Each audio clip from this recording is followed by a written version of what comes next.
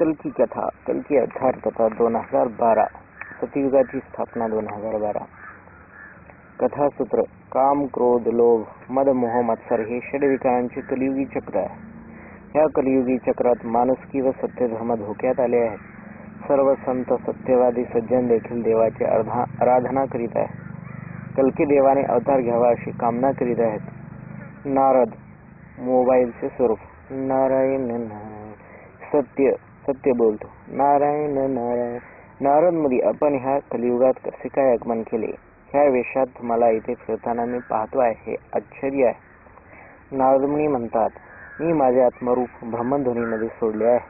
सामान्य माणसामध्ये मी ब्रह्मध्वनीद्वारे संचार करीत आहे. ब्रह्मध्वनी हे मला इकडे तिकडे फिरण्याचे साधन आहे. सामान्य माणसाच्या मनात मी प्रवेश केलेला आहे. सत्य बोलतो. नमो नारद मुनी. आज सत्य संकटात पडले आहे.